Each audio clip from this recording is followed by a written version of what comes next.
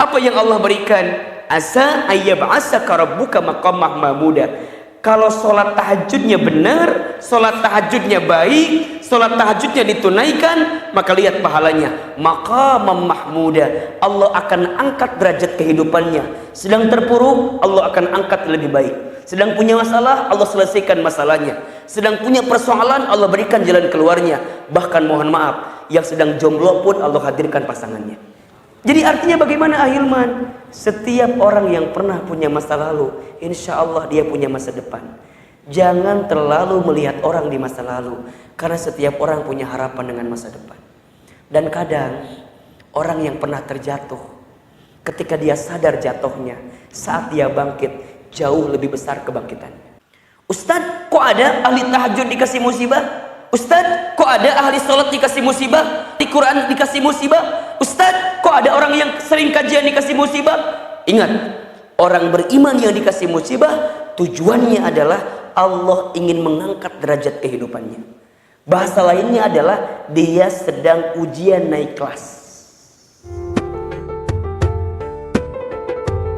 Bismillahirrahmanirrahim. Assalamualaikum warahmatullahi wabarakatuh. Bersyukur kepada Allah dengan mengucapkan kalimat Alhamdulillahirabbil alamin. Bersolawat kepada Rasulullah dengan mengucapkan kalimat Allahumma sholli ala sayyidina Muhammad wa ala alihi wa ashabihi ajma'in. Yang sama kita hormati seluruh alimil ulama, para ajengan, para kiai, para tokoh masyarakat. Mohon maaf tidak bisa saya sebutkan satu persatu. Semoga seluruh guru kita, kiai kita, sesepuh kita di sini senantiasa diberkahi oleh Allah Subhanahu wa taala. Hadirin teman-teman jamaah sekalian, apa kabar semuanya malam hari ini? Sehat? Alhamdulillah. Pertama, kita harus bersyukur walaupun dalam keadaan cuaca yang saya yakin panitia tidak pernah menginginkan cuaca seperti ini, tapi apa daya dan upaya, semua yang Allah datangkan pasti yang terbaik dalam kehidupan kita. Mungkin kita menyangka dan kita berharap tidak turun hujan dari sore. Dari Bogor sore hujan ya? Dari sore, dari siang lebat hujannya. Allahu Akbar. Mudah-mudahan kita belajar dari peristiwa ini. Pertama, hujan ini berkah. Setiap langkah teman-teman sekalian, Bapak Ibu sekalian, ke satu tempat dan kondisinya sulit untuk ditempuh, kondisinya berat untuk dijalani, kondisinya sangat benar-benar luar biasa usaha yang kita korbankan, maka yakin saja pahala itu berbanding lurus dengan pengorbanan. Makin berat pengorbanannya, makin besar pengorbanannya, makin besar pahalanya. Saya ulangi ya, makin besar pengorbanannya, makin berat usahanya, maka makin besar pahalanya. Mana contohnya Ustadz? Gak usah jauh-jauh, sholat tahajud saja. Sholat tahajud teh berat atau ringan? Nah, jawab ini kayaknya kan dari wajah ahli tahajud semua kelihatan. Matanya bengkak-bengkak gitu semuanya. Punten nih, tahajud tiap malam itu berat atau ringan? Berat ya. Mohon maaf, tahajud itu sholat sunnah yang namanya langsung disebutkan dalam Al-Quran. Biasanya sholat sunnah itu hanya disebutkan dalam hadis, tapi khusus untuk tahajud itu disebutkan dalam Al-Quran, yakni surat Al-Isra ayat 79. Kata Allah Subhanahu wa taala, A'udzubillahi minasyaitonir rajim, bismillahirrahmanirrahim. Wa min ayatihi wa minal laili fatahajjad bihi nafilatan laka asa ayyab'asaka rabbuka maqaman mahmuda. Dan dari sebagian malam, lihat perintahnya, fatahajjad bihi, bangunlah kamu untuk mendirikan sholat tahajud. Sebagai apa? Nafilatan laka, sebagai tambahan senjata dalam hidup kamu sekalian. Apa yang Allah berikan? Asa ayyab'asaka rabbuka maqamah mahmuda.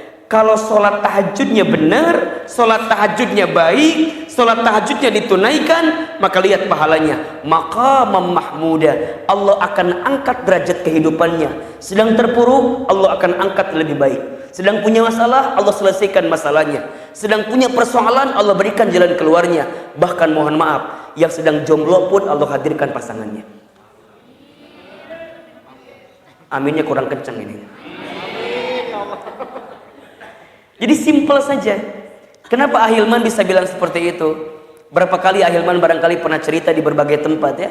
Saya lahir orang kampung, anak yatim piatu, orang susah, orang sulit. Masya Allah, awal-awal menikah dulu, Masya Allah, saya sangat kondisinya barangkali rapuh dan terjatuh gitu. Tapi setelah merubah orientasinya, memperbaiki sholat malamnya, ternyata Allah berikan jalan keluar dari setiap kesulitan kita. Dan benar, makin besar pengorbanannya, makin besar pahalanya. Makin besar usahanya, makin besar ganjarannya. Nah maka mohon maaf, kalau teman-teman sekalian, hari ini teman-teman panitia ya, barangkali menyangka akan seperti ini, tapi kondisinya seperti ini, maka bersabarlah kepada Allah. Karena barangkali dari setiap kesulitan yang kita dapatkan, Allah sedang siapkan pahala yang jauh lebih besar daripada apa yang kita inginkan dalam hidup ini. Maka mudah-mudahan panitia tidak putus asa dengan keadaan ini. Katanya ini pertama kali ya, perdana ya. Masya Allah, tabarakallah ya. Nanti coba kita ramaikan dengan kajian teman hijrah di sini. Ini kelihatannya masjidnya bagus sekali dan ini kita perlu ramaikan di sini. Mohon doa dan mohon izin, dan jika boleh DKM dan seluruh pengurus, saya barangkali akan bawa beberapa anak-anak muda ke sini. Coba nanti kita bikin kajian di sini, ya, sebagai ganti untuk acara malam ini. Biar malam ini kita mungkin sedikit yang datang, tapi nanti insya Allah coba kita create acaranya seperti apa, agar kemudian kita dapat inspirasi dan semangat dalam kehidupan ini, ya. Jadi panitia jangan cemburu, harus senyum. Jangan apa? Jangan cemberut, harus apa? Harus senyum, ya. Apapun yang terjadi pasti yang terbaik. Bisa jadi yang kita anggap baik di mata Allah buruk, tapi yakin saja bisa jadi apa yang di mata kita tidak baik, tapi itulah yang terbaik di hadapan Allah. Apa babnya Ahilman? Apa babnya Ustadz Hilman? Pertama, mungkin babnya ya, panitia sedang diajarkan makna kesabaran oleh Allah. Panitia sedang diajarkan makna keikhlasan oleh Allah. Panitia sedang diajarkan makna ketulusan oleh Allah. Karena biasanya dicatat baik-baik ya, biasanya bab syukur itu akan datang setelah bab ikhlas. Bab ikhlas itu akan datang setelah bab sabar. Bab sabar itu akan datang setelah diuji oleh Allah. Ini rumus nih. Bab syukur akan datang setelah bab ikhlas. Bab ikhlas akan datang setelah bab sabar.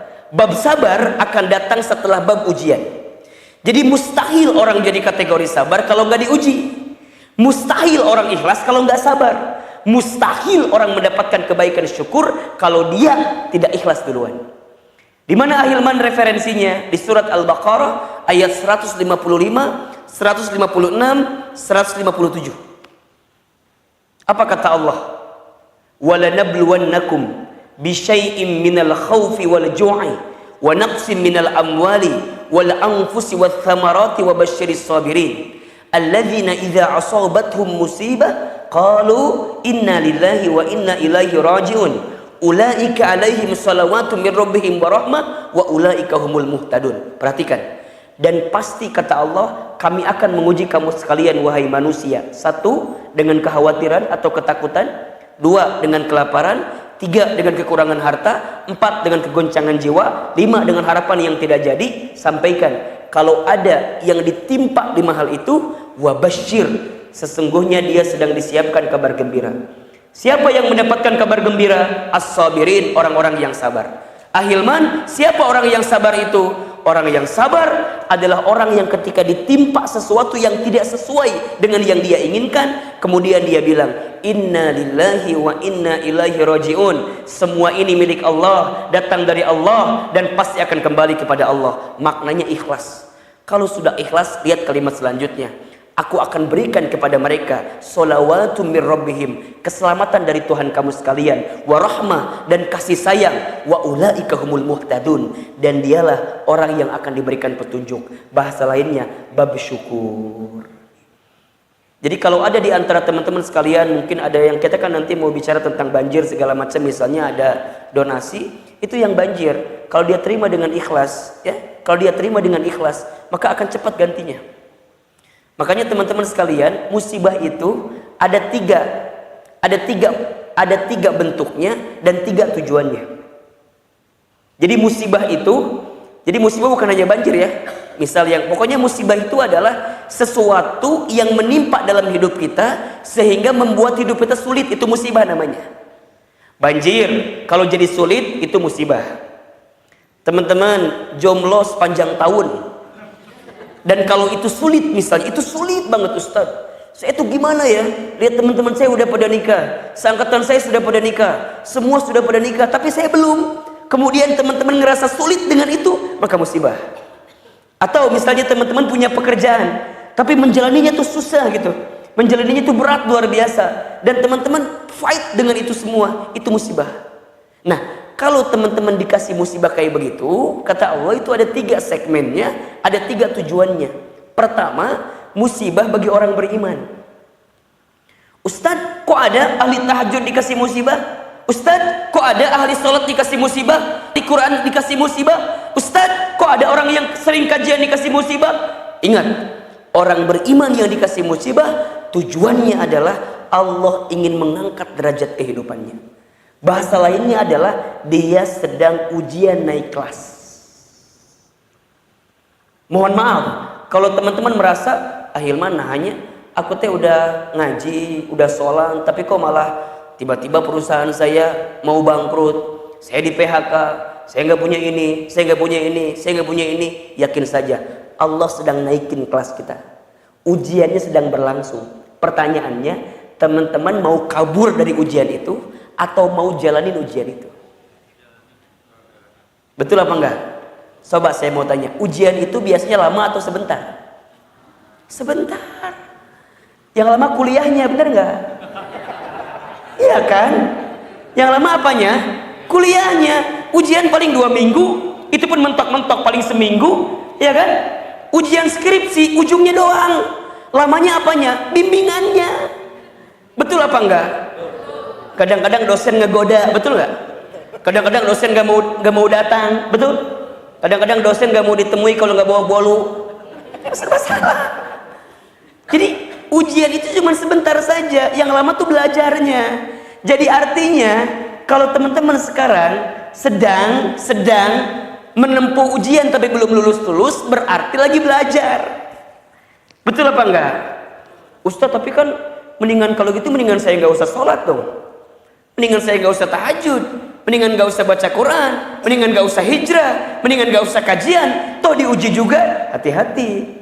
Kalau teman-teman gak mau diuji karena beriman, hello, para nabi rasul diuji apa enggak?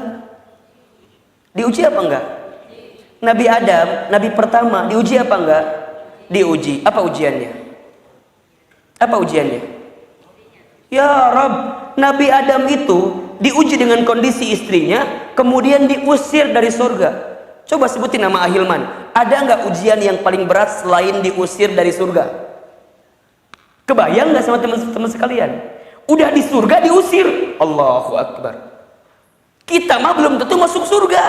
Ini udah di surga diusir. Berat nggak kira-kira? Sakit nggak? Di mana sakitnya? Tak gitu. Nabi Adam diuji, Nabi Nuh diuji apa enggak? Diuji, istrinya tidak soleha, anaknya bantangul, dikasih banjir, betul apa enggak? Allahu Akbar. Nabi Nuh itu dikasih usia oleh Allah sekitar 913 tahun. Selama itu Nabi Nuh mengajak orang untuk mendekat kepada Allah. Teman-teman tahu, Dari sekian banyak yang diajak, yang mau ikut cuma 13 orang. Sakit gak kira-kira tuh? Sekian ratus tahun ngajak orang dekat sama Allah. Yang mau ikut berapa orang? 13 orang. Bahkan ketika ada kabar banjir bandang, beliau ngabarin kepada semua masyarakatnya kalau ada banjir. Apa kata masyarakatnya? Orang gila katanya. Orang gila. Bahkan yang sebut orang gila bukan hanya masyarakatnya, anaknya pun manggil orang gila. Dan ketika ada kapal, ketika bikin perahu, itu di atas kapalnya 13 orang manusianya, 333 binatangnya. Jadi yang menurut aman Nabi Nuh lebih banyak siapa? Binatang. Jadi kalem weh. Kalau orang beriman pasti diuji kok. Nabi Yusuf dia masukin penjara, betul nggak? Nabi Ibrahim mau dimakar oleh Raja Namrud. Nabi Musa dikejar oleh siapa? Fir'aun. Nabi Yunus dimakan oleh ikan apa? Hiu atau paus nih? Sepakati dulu nih kita nih. Paus atau hiu? Karena beda paus dengan hiu kan? Dimakan dengan ikan paus, betul apa enggak? Nabi Isa lahir dalam keadaan yang luar biasa, nggak ada ayah tuh. Coba bayangin, teman-teman lahir nggak ada ayah, fitnah nggak kira-kira? Iya kan? Allahu Akbar. Kalau bicara Nabi kita, Nabi Muhammad pun ujiannya luar biasa.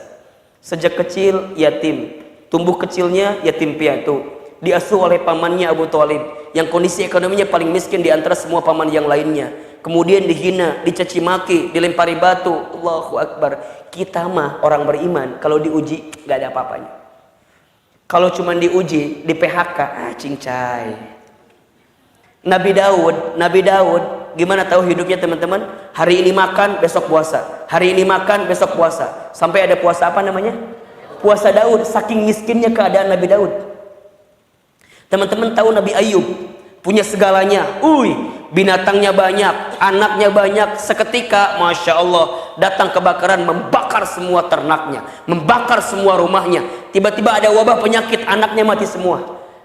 Gak lama kemudian tiba-tiba ada penyakit kulit, sampai kemudian Nabi Ayub pun kena penyakit kulit. Istrinya gak sabar, pergi istrinya. Ya Rabb, punya segalanya, hilang segala macamnya. Artinya, kenapa orang beriman masih diuji ya Allah? Gak adil kalau gitu orang beriman diuji juga. Kalem, karena memang sedang diuji untuk naik apa? Naik kelas, naik derajat. Punten, di sini ada yang sedang punya masalah? Nggak usah jujur, wajah nggak bisa bohong ya. Bermasalah semua. Yang kedua, ada musibah untuk orang yang ingkar, untuk orang yang rajin maksiat. Tujuannya buat apa Ahilman? Tujuannya buat negur, ngasih peringatan. Buat siapa Ustadz? Buat orang yang rajin bikin dosa kemarin-kemarinnya. Mohon maaf ya, barangkali ada yang pernah lupa sama Allah. Barangkali ada yang dulunya sering meninggalkan sholat. Barangkali dulunya ada yang sering berzina. Barangkali dulunya ada yang pernah mengambil hak orang lain. Kalau sekarang diuji, tenang saja. Itu proses sedang menghapuskan dosa-dosa kita yang lama untuk Allah berikan yang baik. Paham kira-kira? Coba waktu dulu teman-teman bikin dosa, panjang atau sebentar? Masih ingat kan waktu bikin dosa? Kebayang dosa kita teh? Sok saya mau tanya, di sini ada yang tidak punya dosa? Ada tidak?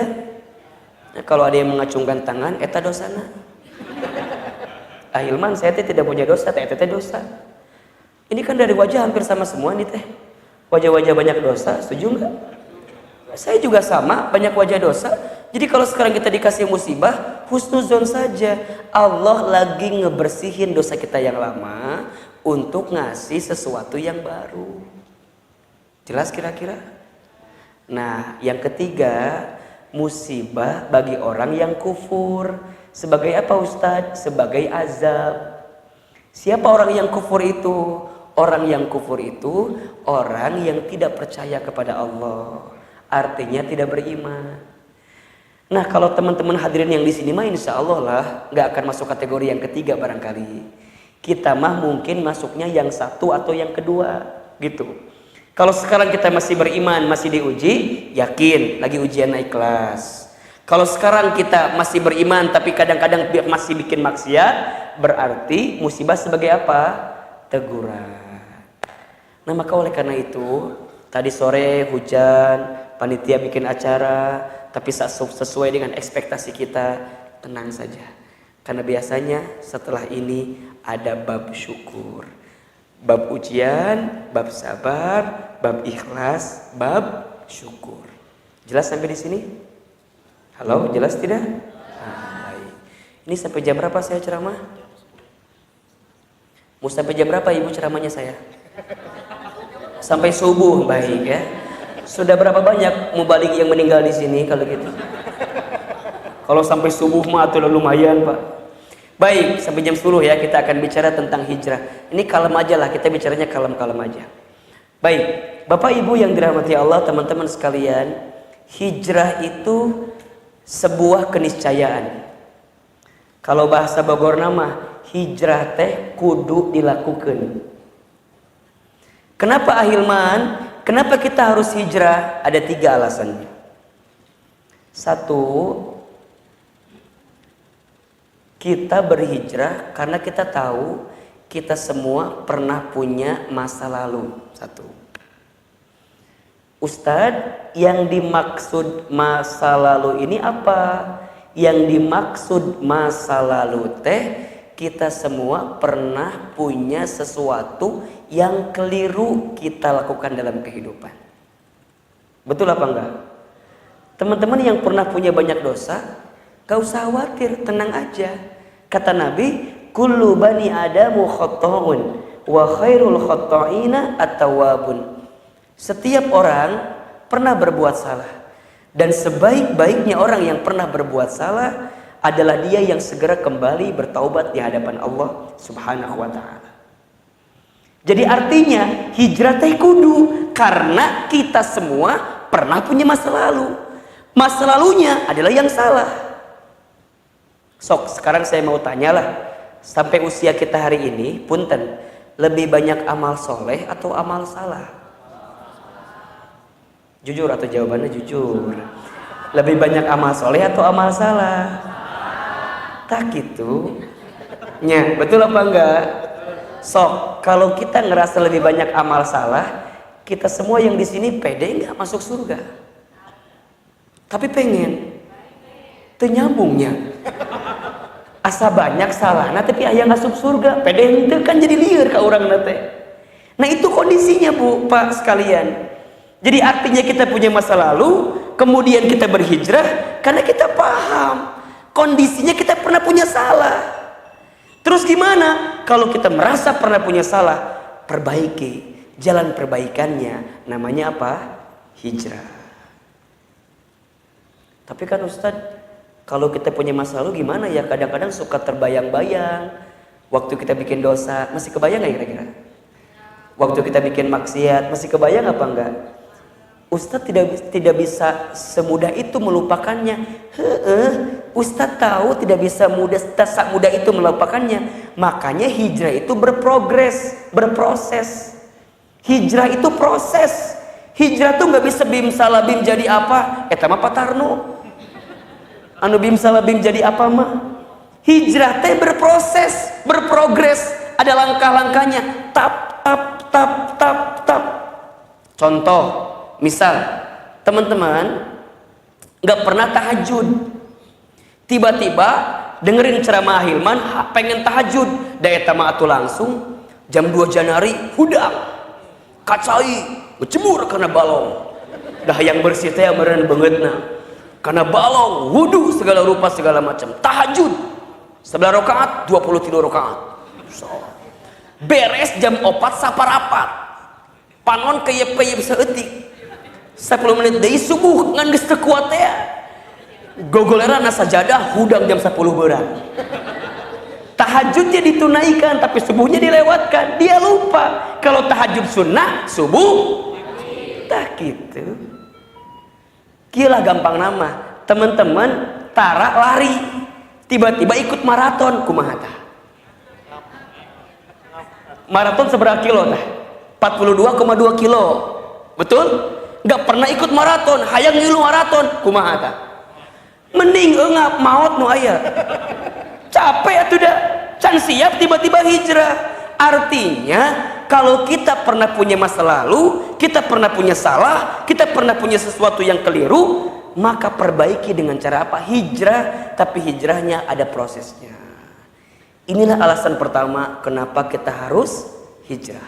Yang kedua, kalau kita punya masa lalu, berarti kita semua punya kesempatan dengan masa depan. Punten, Ahilman mau tanya, setiap orang itu pada dasarnya baik apa enggak? Setiap orang hakikatnya waktu lahir baik atau enggak? Benar apa enggak? Beriman apa enggak? Suci apa enggak? Suci.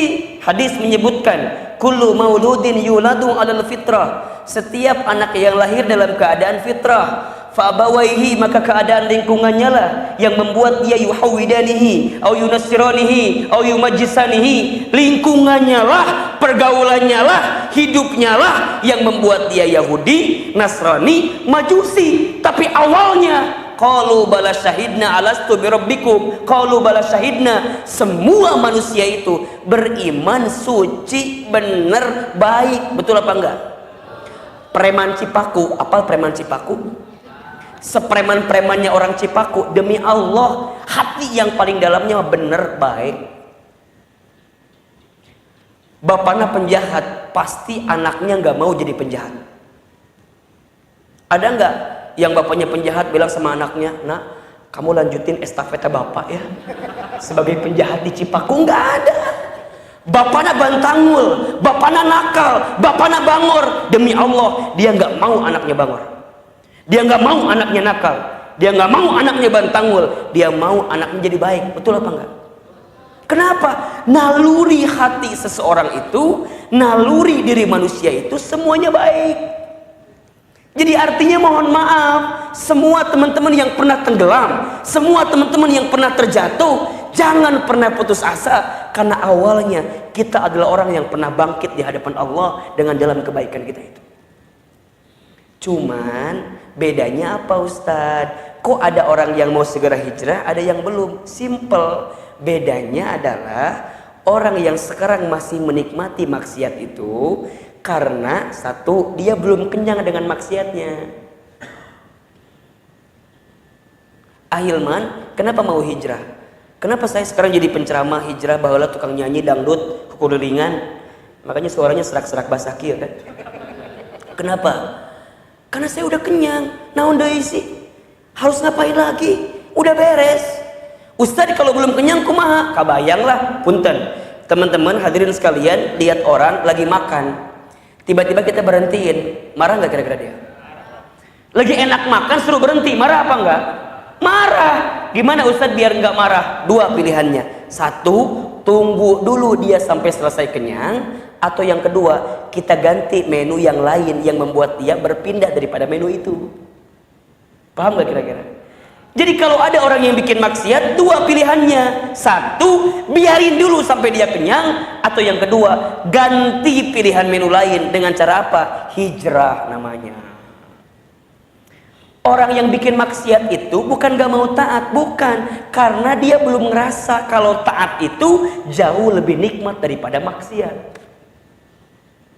Bener. Orang yang kelabing di kafe, kenapa dia pengen kelabing di kafe? Karena dia belum tahu bagaimana nikmatnya zikir. Dia belum merasa bagaimana nikmatnya muhasabah. Dia belum merasa bagaimana nikmatnya menangis di hadapan Allah. Dia belum pernah ngerasa bagaimana kepalanya bisa bergoyang, bisa bergetar, bukan karena lagu, tapi saat dia menyebutkan Allah, Allah, Allah, Allah, Allah. Mulutnya mengatakan Allah, tapi hatinya jauh mengatakan Allah, Allah, Allah, Allah, Allah, Allah. Dia belum nyobain kayak gitu, jadi belum tahu. Jadi artinya bagaimana Ahilman? Setiap orang yang pernah punya masa lalu, insya Allah dia punya masa depan. Jangan terlalu melihat orang di masa lalu, karena setiap orang punya harapan dengan masa depan. Dan kadang orang yang pernah terjatuh, ketika dia sadar jatuhnya, saat dia bangkit jauh lebih besar kebangkitannya. Sok Ahilman tanya, mending mana? Preman mantan ustad atau ustad mantan preman? Pilih. Mendingan preman mantan ustad atau ustad mantan preman? Nah, eta mah eueuh jawabanna urang lagi. Nu mana nu bener Ustaz? Ya nu bener mah geus we. Ulah mantan, pokoknya ujung kehidupan kita ini loh. Alasan ketiga kenapa kita harus hijrah, karena kita semua akan mati. Itu aja simpel. Betul apa enggak? Yang paling penting bukan hijrahnya, tapi yang paling penting saat kita mati sedang berada di jalan kebaikan itu. Ayeuna preman sok we bae. Yang penting pas maut lain jadi preman gitu. Oh gitu Ustaz? Gitu. Ayeuna jadi preman sok we asal pas maut ulah jadi preman. Atau berarti masih ada waktu Ustaz? Kan orang apal teh maut teh iraha. Kan gitu pertanyaannya. Ada yang bilang begini, Ustaz, cenah mah salat teh menggugurkan dosa. Nya jelas eta mah. Kata Ibnu Qayyim al-Jauziyah, setiap kita beres sholat, kenapa baca istighfar coba? Assalamualaikum. Kalimat apa yang keluar? Astaghfirullah. Kenapa coba? Karena setiap sholat itu adalah ritual yang Allah berikan dalam hidup kita, menggugurkan dosa-dosa kita. Bapak tadi maghrib, ka Isya nyieun dosa. Isya sholat Isya, maka dosa kita dari maghrib ke Isya diampuni oleh Allah. Oh Ustaz, berarti kalau gitu penting ayeuna bisa nyieun dosa heula nya. Kan isu aya kene subuh meureunnan. Subuhna aya kene, urangna aya kene atawa henteu. Tak eta catatan nama. Subuhnya masih ada, kitanya masih ada apa enggak? Betul? Makanya teman-teman sekalian, kalau mau bikin dosa nggak usah mikir lain lah. Ingat mati aja. Kalau teman-teman lagi dikasih kesempatan bikin dosa, biar nggak jadi bikin dosa, ingat mati lebih dekat waktunya daripada kita bikin dosa. Kata Allah Subhanahu wa taala, kullu nafsin dha'iqatul maut. Setiap yang bernafas pasti berjumpa dengan yang namanya kematian. Para ulama menyebutkan kalimat dha'iqah itu dekat dengan istilah dhaqaiq. Dhaqaiq itu artinya detik. Maknanya waktu hidup kita dengan mati kita jaraknya bukan per tahun, jaraknya bukan per bulan, jaraknya bukan per minggu, jaraknya bukan per hari, jaraknya bukan per jam, jaraknya bukan per menit, tapi jaraknya per detik.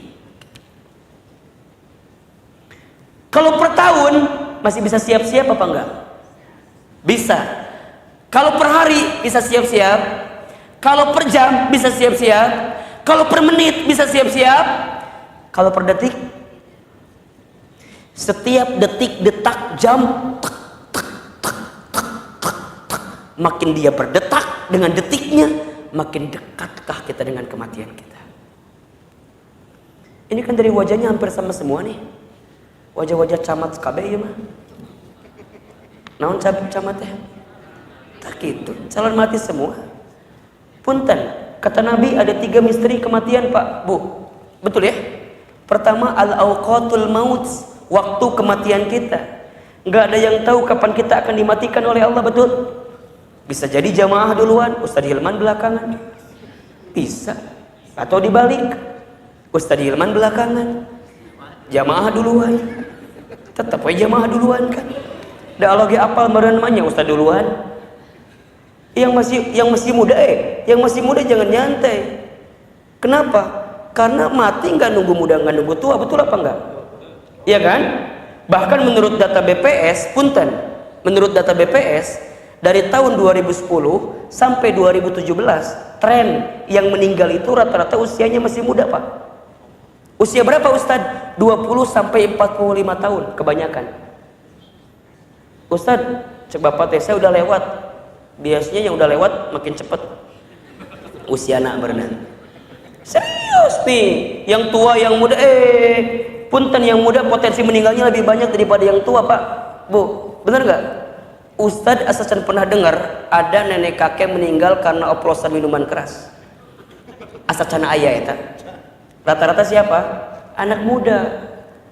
Asal belum pernah dengar nenek kakek meninggal karena trek-trekan motor. Asal nggak ada. Siapa yang meninggal kayak begitu? Anak muda. Ustadz belum dengar ada seorang kakek loncat dari apartemen tingkat 8 karena diputusin sama neneknya. Asal nggak pernah ada. Betul apa enggak? Jadi potensi anak muda meninggal jauh lebih banyak daripada orang tua. Orang tua paling meninggalnya gitulah. Ya paling naon coba kira-kira? Stroke-nya, jantung, naon deui? Kolesterol, gula, diabetes kan gitunya. Palingan di soledat di kamar mandi, gubrak maut kan gitu.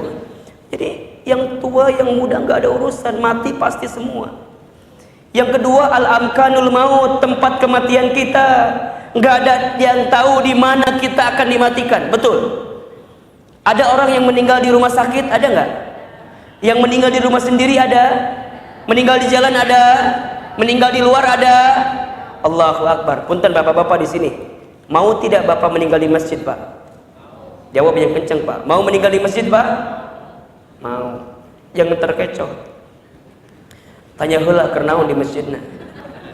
Bisa keur maling koropak maot di masjid teh. Entah apa. Jadi tempat mah misteri. Mau dimanapun kita diwafatkan oleh Allah, nggak ada urusan.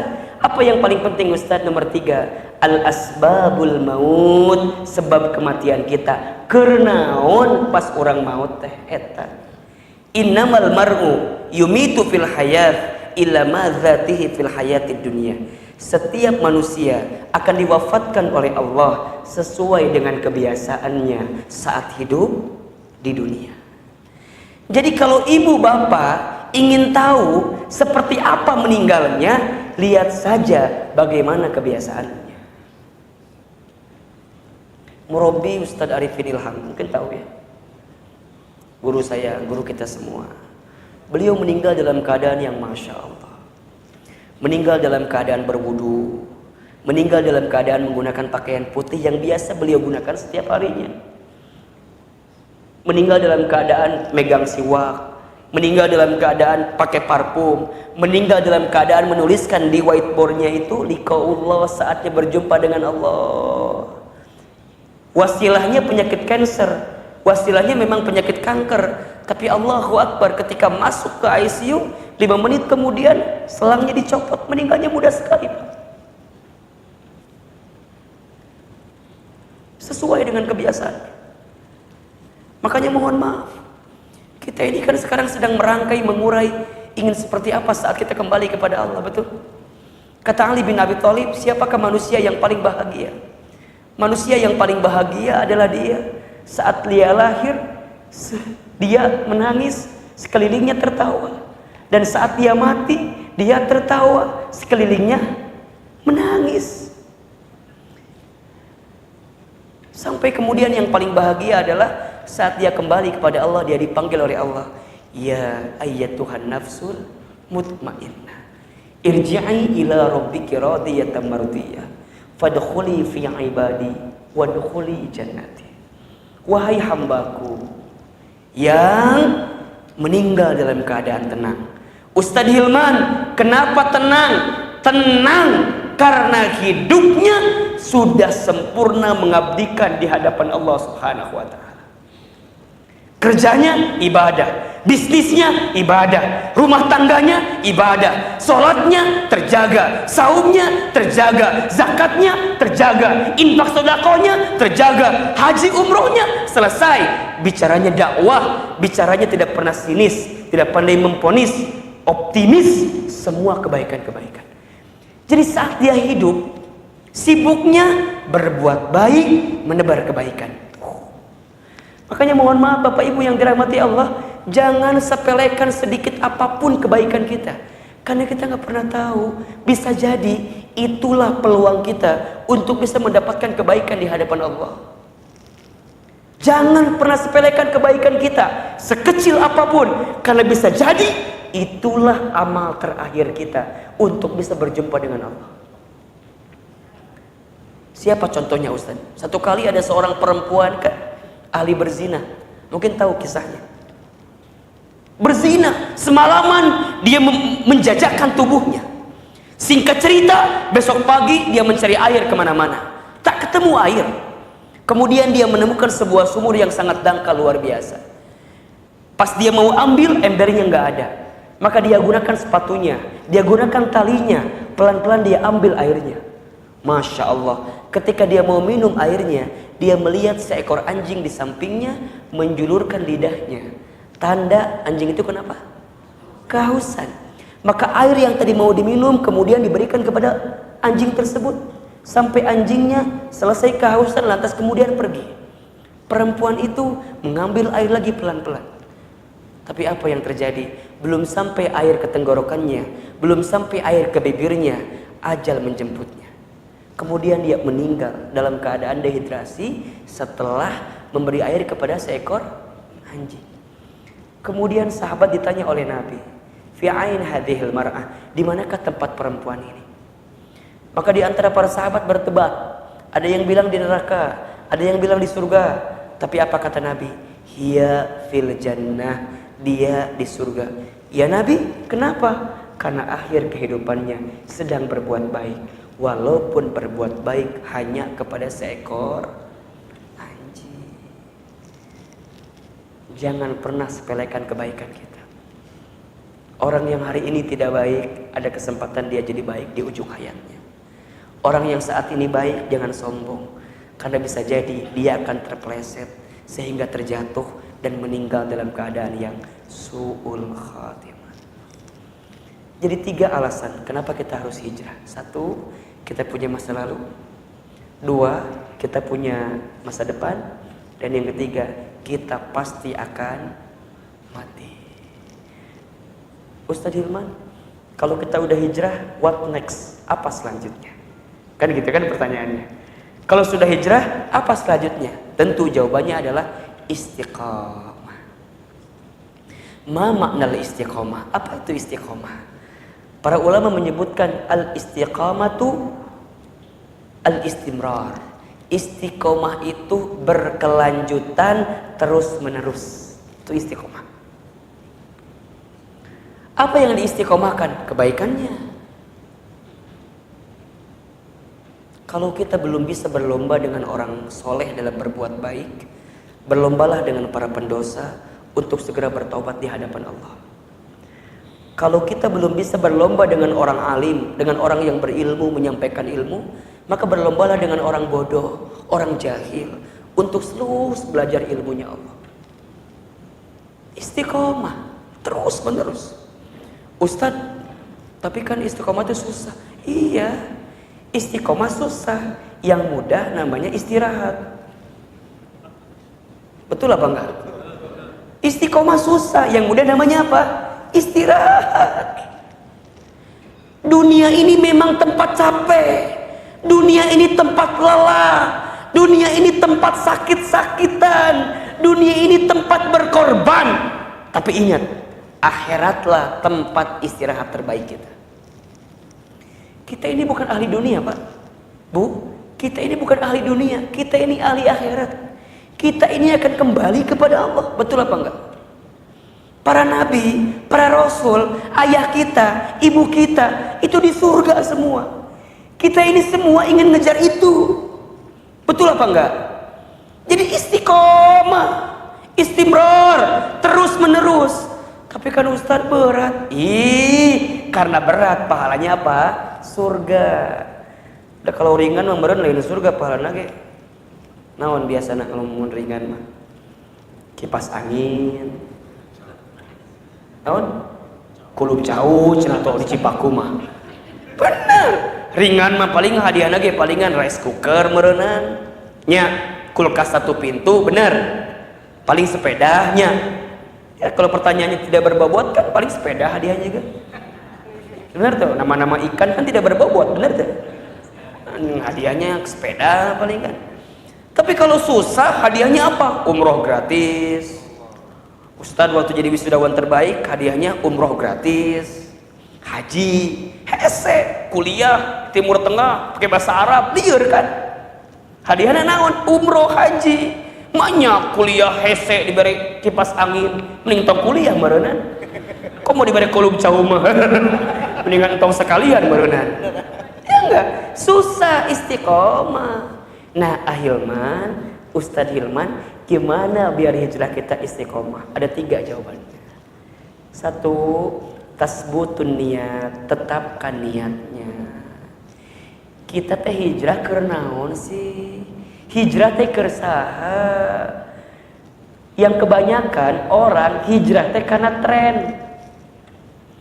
Nah, Ustaz, tren teh mimilu batur, bahasa lainna tuturut. Jadi mending nu disebutkan tuturut batur, mending teu boga salah disebutkan tuturut munding. Cek munding teh aing diomongkeun cenah. Tren itu ngikutin yang lain, tuturut batur. Wih, hijrah euy, milu. Bener enggak? Kalau begitu enggak akan panjang hijrahnya. Di Cipaku misalnya, mohon maaf, dengar di Bandung, di Bandung hari hijrah euy. Iya ya Ustaz, iya ya Ustaz, iya. Di Bogor ge aya ya, di alumni IPB ya ada Ustaz Hilman teman hijrah. Wah, milu ah.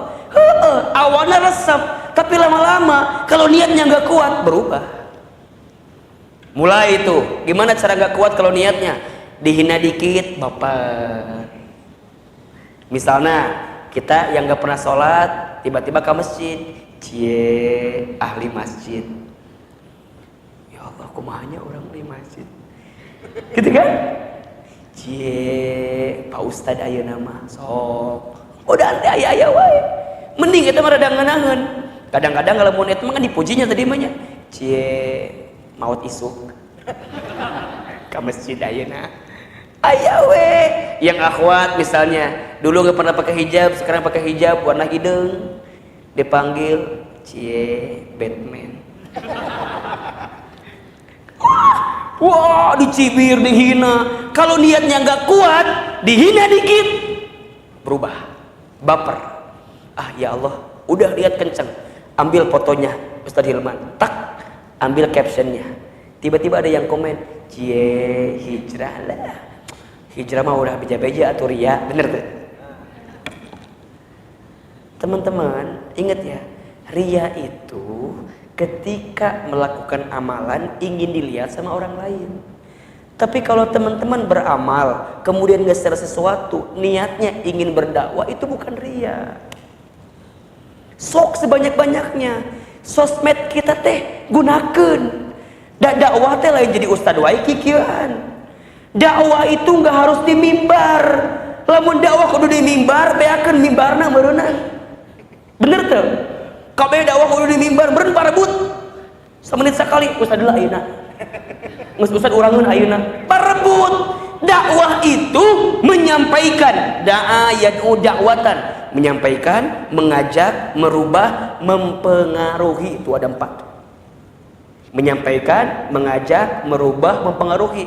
Orang level mana? Hijrah dakwahna. Ahilman mungkin dakwahnya menyampaikan, ahilman dakwahnya mengajak, ahilman dakwahnya merubah, ahilman dakwahnya mempengaruhi. Makanya kadang-kadang dakwahnya harus pakai contoh, betul apa enggak? Saya di sosmed, kenapa nampilin foto keluarga saya nampilin istri saya nampilin anak saya bikin caption yang bagus, biar orang tinggal lihat. Tuh ustad ke rukun, yang istrina, nah orang lain ustad, pas ya wae meureunna tak gitu. Ustad lain orang mah amal leutik, dosa loba, pas ya coba majikan teh mikir atuh ari maneh meureunna. Kan gitu. Inspirasi. Ustaz cerita anak yatim tuh di kampung bisa sekolah, menang beasiswa, inspirasi, mempengaruhi namanya.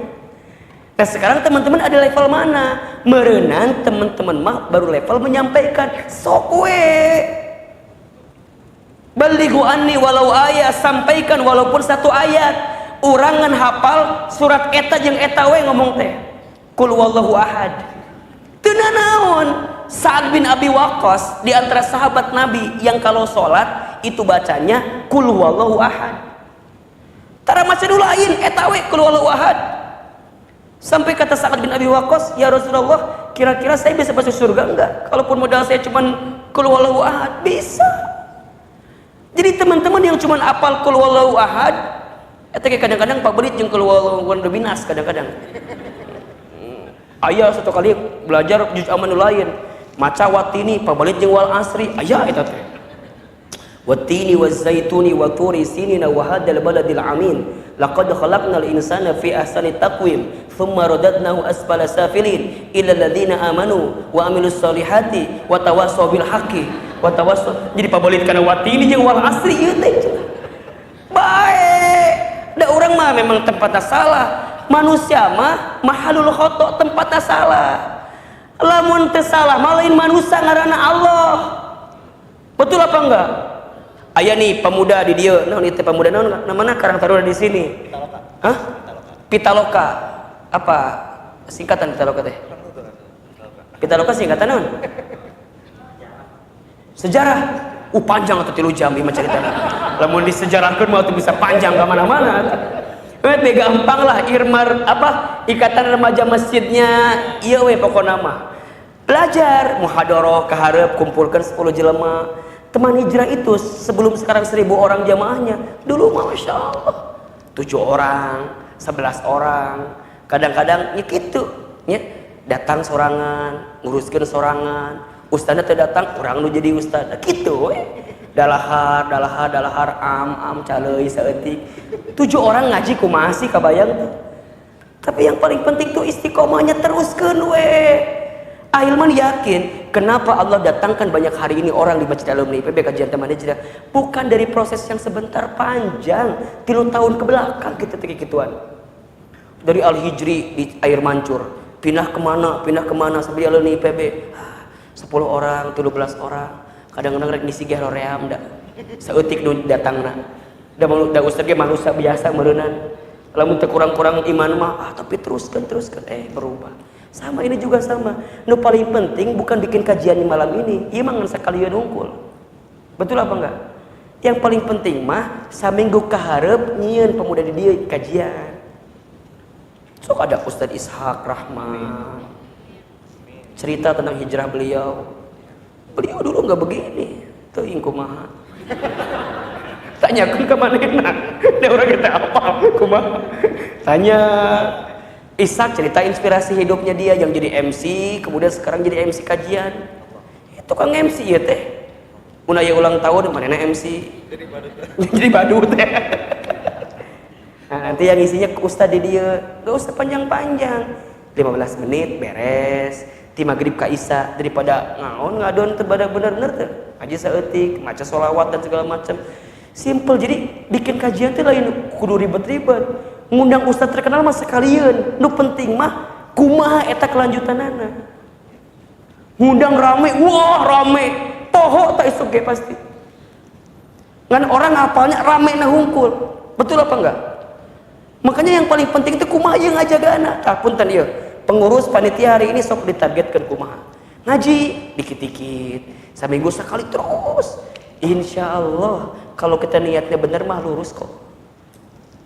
Istiqomah tasbutun niatnya bener kan ustad nah hanya geus hijrah teh jadi lieur kieu hirup sangsara pagawean teu boga jodoh leungit padahal saya teh jeung si eta geus berhubungan ustad 5 tahun tah gara-gara cek ustad putuskeun jadi ngaliwat ka mana meuni si eta teh padahal urang teh geus yakin tah eta denger ceramah Ustad Hilman eta tiba-tiba puting eueuh hujan eueuh petir tiba-tiba kita putus. Terus saya telusuri ternyata di storina si eta teh geus ngadayakeun ceramah Ustaz Hilman. Ieun kudu mutuskeun yang namanya laki-laki.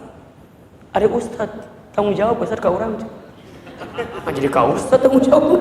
Teu apa atuh. Oh, ternyata dia baru tahu teman-teman. Di malam itu dia marah, tapi 3 bulan kemudian baru dia bilang, makasih ya." Kenapa?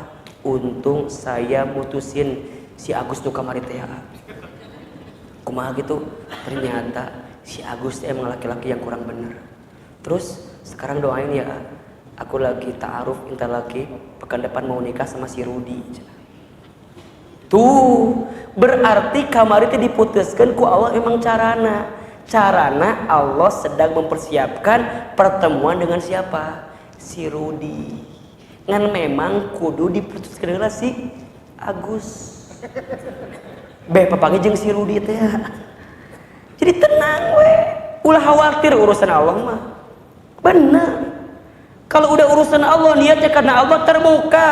Pegawaian, misalnya mohon maaf. Kita tahu misalnya dan paham dan yakin kerja di bank konven itu mungkin agak kurang seret. Karena ada bunganya. Kita sepakati misalnya bunga itu riba. Kita khawatir dengan bab itu. Tapi kumanya aku belum punya kerjaan sekarang. Pelan-pelan. Kemudian resign. Aduh aku kumanya ya cicilan can dibayar. Wah hirup istri rungsing wae. Wah papangnya teh monjong wae ya. Bener monjong wae. Oh. Saya kan penasaran, yuk orang cobaan Kak Ima, bener tuh monjong wae. Ternyata pas muka pantai emang monyong tidi tuna gitu. Oh memang itu mah monyong tidi tuna, mana mau ngomong gitu atuh. Monyong tidi tuna ka dieu ka meulalu curhat. Tenang, dia baru tahu. Ternyata dia lepasin itu, dia bareng istrinya, kemudian dia ngolah tepung pakai kacang, bikin gorengan peye. Ternyata Allah sedang siapin dia jadi pengusaha peye. Awalnya ngan hiji jual 5, jual 10 gitu. Kekajian bawa 20. Bagikan lain dibagikan, misalnya dijual lain gratis atau banyak modalnya kalau gitu mah jual peye sederhana. Kita hanya butuh untuk malu sebentar. Ulah gengsi itu penyakit yang gak ada obatnya, bener tuh. Mau peye, wah batur makan ngaji teh garaya, mau peye 100 diharap bilang ke akhir saya lagi jual peye, jualin ya. Boleh jual peye. Wah, sebagian dari jual peye setiap keuntungannya 10% untuk anak yatim. Juara itu. Jangankan 100, itu kalau ke teman hijrah bawa peye 100 habis 2 menit. Kamu hargana gopean mah murah badan langsung itu kan. Oh berarti dia lagi belajar jadi pebisnis. Sok mulai. Kadang kita itu mohon maaf ya, harus rubah orientasinya. Jangan pengen kerja, jangan. Bisnis, usaha. Kita bisa naon ya? Bisa apa nih? Jualan. Nabi jualan. Nabi Muhammad jualan, Pak. Pebisnis. Muhammad sallallahu alaihi wasallam itu jadi rasulnya 23 tahun, tapi jadi pengusahanya, pebisnisnya 25 tahun. Jadi lamaan mana? Lamaan jadi pedagang daripada jadi nabinya. Ini kan mengajarkan sama kita. Bahkan disebutkan dalam hadis yang lain, 9 dari 10 pintu rezeki itu adanya di perniagaan.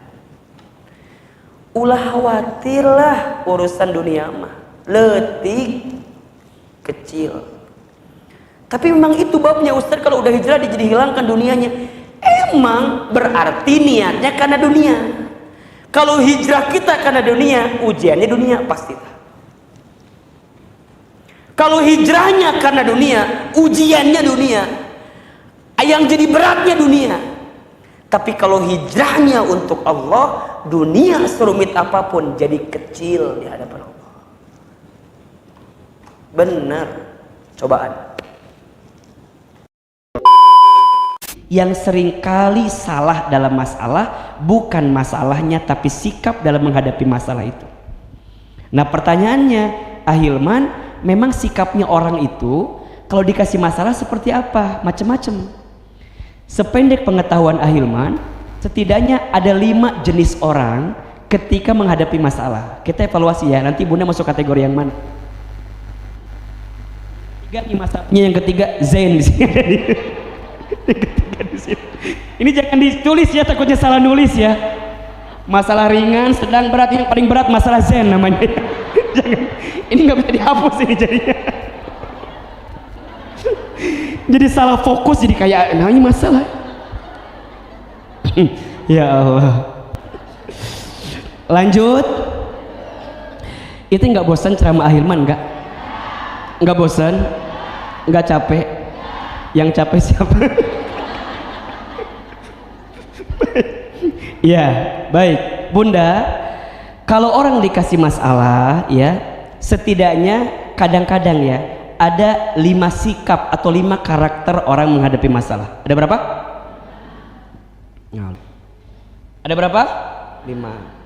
1, ada yang disebut orang kecil, sibuknya membesarkan masalah. Orang apa? Orang kecil, sibuknya apa? Membesarkan masalah. Ada nggak yang begitu? Ada. Masalahnya kecil tapi jadi besar, ada nggak? Berarti ingat, itu orang kerdil atau orang kecil. Di rumah tangga sering begitu tuh. Halo, betul apa enggak? Oke. contoh, Bunda sering ada masalah yang sebenarnya simpel sih, tapi kadang-kadang jadi besar. Apa kira-kira contohnya ya?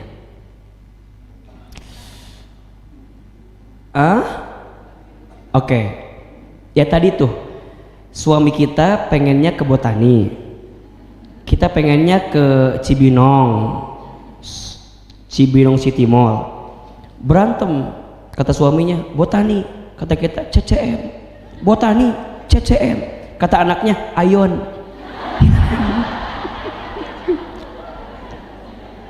Kecil nggak sebenarnya, tapi jadi besar nggak? Bunda di mobil gara-gara itu jadi debat nggak? Jadi bad mood nggak? Kehel kan? Turunkan aku di sini kan gitu kan? Kalau pas lagi PDKT kadang-kadang begitu kan? Jadi kesel kadang-kadang. Padahal simple nggak? Pertanyaannya di Botani ngejar apa? Di CCM ngejar apa? Di Ayon ngejar apa? Betul nggak? Kalau satu yang kita ingin tuh ada di setiap mall itu, kenapa harus berantem? Ketemu sebenarnya. Makanya hati-hati, di rumah tangga itu sering ketuker cicak sama buaya. Apa? Cicak sama buaya. Masalah kecil dibesar-besarkan, masalah besar dikecilkan. Contoh, masalah besar dikecilkan. Iya, masalah besar tapi disepelekan. Urusan anak. Kata kita, ayah, si kakaknya mau sekolah di mana? Kata suami kita, atur aja lah. Kumaha mamah aja. Iya enggak? Padahal seorang ayah penting nggak menentukan sekolah anak? Penting. Tapi tidak sedikit seorang ayah yang menyepelekan itu. Padahal tugasnya ayah memastikan pendidikan anak. Betul nggak? Memastikan bagaimana perkembangan anak, itu memastikan seorang ayah. Tapi itu masalah besar, tapi sering disepelekan. Padahal harusnya seorang ayah harus tahu kemana sekolahnya, apa kurikulumnya, seperti apa pendidikannya. Perlu tahu tidak? Perlu. Ibu sekolah pertama, iya, tapi ayah kepala sekolahnya. Sekarang bayangkan kalau ada sekolah tapi nggak ada kepala sekolahnya, apa yang terjadi? Maka kurikulum yang akan dipakai gitu kan, pengembangan yang dipakai jadi nggak ketemu. Makanya mohon maaf, Bunda jangan sampai salah meletakkan masalah. Ini masalah kecil apa masalah besar? Kalau masalah kecil ya udah kecilkan, kalau masalah besar ya sudah, ayo kita pertimbangkan matang-matang. Bunda belanja kadang-kadang suka milih kerudung teh kan, ini belum punya, kata suami teh, Bunda kan udah ada ini warna coklatnya, beda ini mah beda coklatnya. kita pun kan nggak taunya di lemari asa ada coklat itu teh. Saya bilang gini, kan ada coklat tua udah ada, muda ada, ini beda, ini mah ada polkadotnya, beda ini mah. Jangan, kan sebenarnya mah kecilnya, tapi meni asa riweuh kan ya. Dan kadang-kadang juga kita suami suka riweuh juga. Kadang kacamata kita dengan istri sama atau beda? Ya mungkin beda. Bagi kita mungkin simpel, tapi bagi istri kita mungkin jadi besar gitu. Ya udah, kalau sesuatu yang bagi istri kita memang ini penting, ya sudah hargai itu. Contoh, kan istri kita kadang-kadang suka keluarin kalimat-kalimat yang kalau kita paham, kita harus ngerti itu sikapnya apa. Contoh, kalau istri bilang nggak tahu, kira-kira apa? Bukan, maksudnya dia nggak mau ngomong apa lagi gitu. Bunda gini, nggak tahu, nah berarti dia nggak mau ngomong apa lagi. Atau yang kedua, Bunda mau makan apa? Apa jawabannya?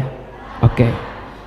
Ya Allah, saya berdoa kepadamu, ya Allah, jauhkan hamba dari perempuan yang bilang terserah, ya Allah. Itu yang paling berat. Coba, kalau istri bilang terserah, apa kesimpulannya? Bukan, kalau dia bilang terserah berarti dia butuh kita memberikan kepastian sama dia. Misalnya anak kita tuh nggak ngehargain kita ya, suka bilang gini, nak kamu tuh hargain mama gitu. Cek si anak teh berapa harganya? Kan digituin kan. Coba Ahilman mau tanya, itu kalimat hargain mama penting gak sih? Sebenarnya nggak penting-penting banget kan. Paling enak begini, Bunda bilang ke gurunya, Pak, Bu, nanti bilang ya ke anak kita agar menghormati orang tuanya. Bisa nggak gitu? Jadi nggak harus kita yang eksekusi gitu loh.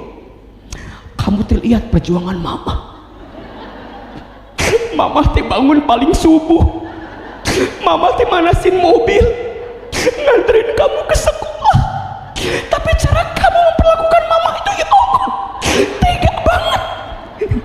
Coba sekarang saya mau tanya, makin ibu ngomong gitu anak kita makin terharu nggak?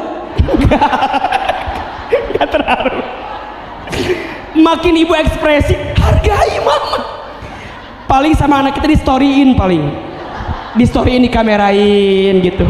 Mama udah aktingnya, udah aktingnya.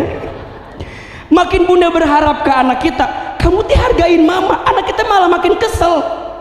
Ujungnya mending kalau dia respon, ada yang nggak respon, tiis main HP. Kita udah ekspresif kayak gimana juga, betul apa enggak? Berarti bukan salah ngingetinnya, tapi waktunya kurang tepat, bondingnya nggak kena gitu loh kalau dalam bahasa parenting. Jadi bunda langsung ayah masalah kesel hari itu di mobil lagi ngomongnya, anak kita pulang sekolah, pulangnya sore lagi, udah ngomong apa sih, bingung buat dia. Berarti gimana? Udah kalau bunda begini, bondingnya kuatin lagi, nanti ketemu di titik dia mau tidur, diusapin kepalanya, nah kamu tuh tadi begini, mama tuh sakit hati tahu nggak sih. Dia lagi itu sudah mulai turun kan tensinya kan, oh mama sakit hati ya, maafin aku ya, ujungnya gitu tuh. Makanya kalau acting jangan pas-pasan, kudu total gitu loh. Kalau mau nangis ya nangis gitu loh. Kamu tembak gitu tuh. Kalau bunda nggak ketemu waktunya, dibalikin sama anak kita, hargain mama, berapa harganya.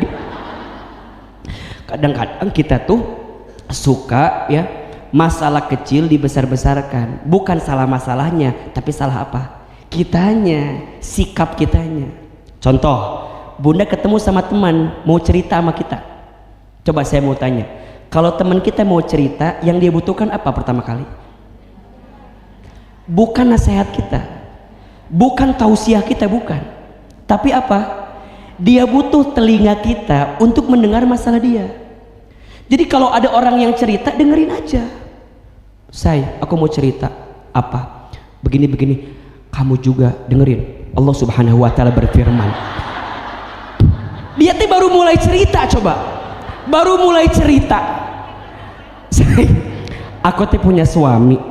Suami aku teh begini, dia bilang, kamu teh dengerin ya, dalam surat An-Nisa ayat 24, ar-rijalu qawwamuna 'alan nisa fas-solihatu qanitatun. Pertanyaan saya, dia lagi ada masalah, kita kayak begitu, kira-kira dia marah nggak sama kita? Besti, lu mah nggak ngerti perasaan saya. Ujungnya apa? Yang tadinya mau cerita, karena kita responnya salah, jadi ngambek kan? Ujungnya diblok, jadi musuhan sama kita. Kamu nggak ngerti perasaan saya, kan gue mau cerita, ya kan gue mau nasihatin lu, gue nggak butuh nasihat lu, gue butuhnya lu dengerin dulu masalah gue. Bahkan yang Ahilman tahu ya, perempuan itu kadang-kadang dia cerita masalahnya sendiri, jawab sendiri. Jadi sebenarnya ujungnya dia juga yang jawab kadang-kadang. Coba aja Bunda perhatiin. Satu kali saya pernah tuh ketemu, kan datang orang, mau cerita panjang, aku tuh sama rumah tangga aku begini, saya dengerin dia, oh iya, terus gimana, iya begitu, terus abis beres ngomong gini, kan harusnya aku tuh lebih sabar ya ayah ya, aku tuh lebih tenang ya, lebih terbuka ya ayah, lebih ridho aku teh ya, kan ini kok juga dari Allah ya ayah, mungkin Allah lagi ngingetin saya kali ya ayah, karena banyak dosa saya ya ayah, berarti ada hikmah ya di balik ini semua kan, insya Allah ya. Dan aku mah yakin, Ahilman yakin ada kesabaran yang Allah. Dalam hati saya, ngomong sorangan, cerita sendiri, jawab sendiri. Makanya saya mah kalau ditanya sama orang, kalau orang cerita udah aja amin, karena dia udah cerita dengan jawab sendiri. Betul apa betul? Itu yang paling penting. Berarti sekarang itu di tengah-tengah kita ada kemampuan yang berkurang. Kemampuan apa? Mendengarkan pembicaraan orang lain. Banyak orang yang belajar public speaking, tapi sedikit orang yang belajar listening, ya kan, public listening. Padahal yang paling penting itu apa? Kemampuan apa? Mendengar. Bunda di rumah tangga, aman rumah tangga kalau masing-masing menyediakan telinga untuk mendengarkan curhatan pasangannya. Selama ini enggak.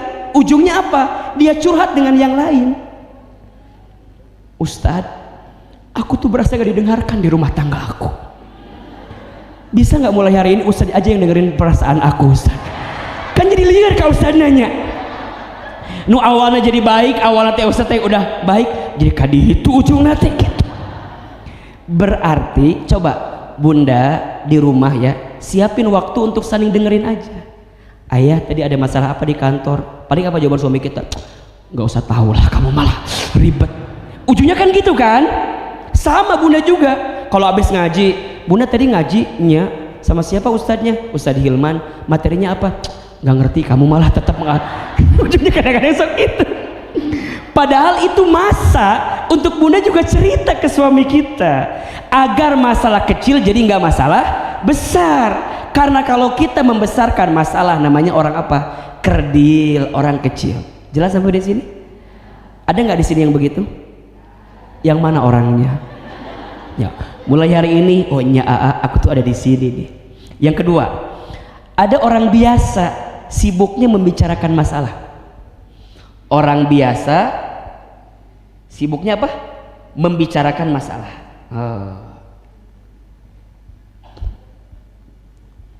Masalah itu ketika dibicarakan dan jika tidak tepat kepada siapa kita bicara, bukan jadi kecil tapi jadi bala besar. Betul nggak? Makanya hati-hati. Mohon izin ya, kan suka ada ya teman kita kalau mau ketemu sama kita bawaannya apa? Pengen apa? Pengen cerita. Bunda ketemu sama teman yang punya masalah. Bunda nggak punya masalah, kebawa masalah nggak? Kebawa kan? Kita tuh nggak ada masalah, tapi teman kita ngomongin apa? Masalah. Kita sampai ke rumah bilang sama suami kita, ayah, apa? Tahu nggak teman Bunda siapa? Cetuti. Emang kenapa Cetuti teh? Cerita nih. Lihat. Teman Bunda siapa tadi namanya? Cetuti. Cerita masalah sama kita. Ini masalah siapa sebenarnya? Cetuti kan? Bunda cerita ke suami Bunda ngomongin masalah siapa? Kata suami, jadi kita yang repot ya. Perasaan masalah siapa ini? Cetuti. Lihat ini. Dengan siapa kita berteman, maka energi teman itu akan nular ke kita. Bunda ketemu sama orang yang masalahnya meni banyak pisan. Kita tuh nggak ada masalah. Lihat wajah dia ada masalah jadi kebawa masalah kan. Jadi orang nulieur kiyeunya.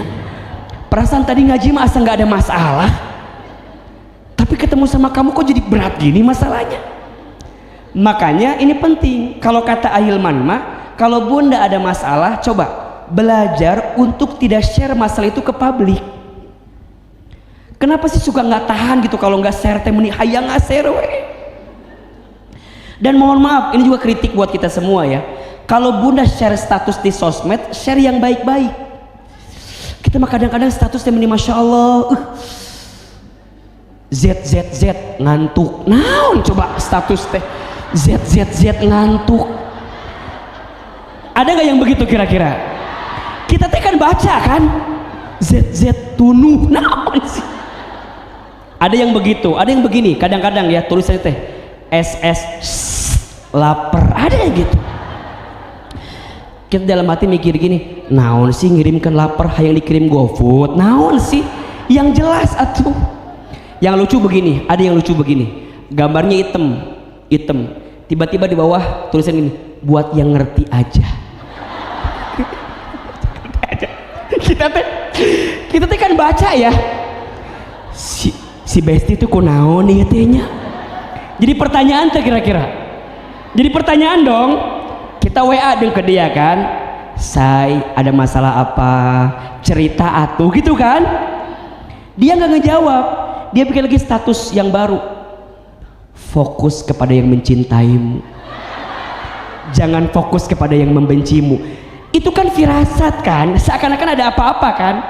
Takutnya kita yang kesinggung, takutnya kita yang salah. Nanya lagi, atuh saya cerita jangan didiamin kayak gini.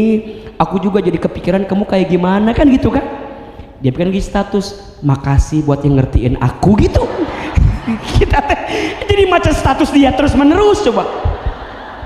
Coba sekarang saya mau tanya, kita nggak ada masalah, baca dia begitu, jadi kepikiran nggak? Hati-hati, berarti itu orang biasa, sibuk membicarakan masalah. Ada nggak yang begitu? Ada. Hari Sabtu nih, hari Sabtu bikin status at home alone, di rumah sendiri aja gitu kan.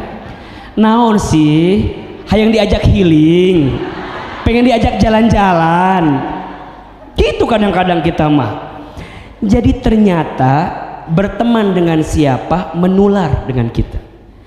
Kalau berteman dengan orang yang suka ngomongin masalah, ke bawah masalah nggak? Ke bawah. Saya waktu dulu masih kerja ya, ada tuh awal bulan ada yang cerita bayar SPP anak sekolah, tengah bulan cicilan motor, akhir bulan cicilan rumahnya dia. Pertanyaan saya, kalau cerita itu ke orang, orang bayarin apa enggak? Terus kenal diceritakan segala tuh. Hanya biar semua orang tahu kalau kita punya hutang. Coba belajar untuk menahan itu. Agar apa? Agar kita tidak masuk orang biasa. Boleh nggak kita cerita masalah sama orang? Boleh. Apa panduan Quran?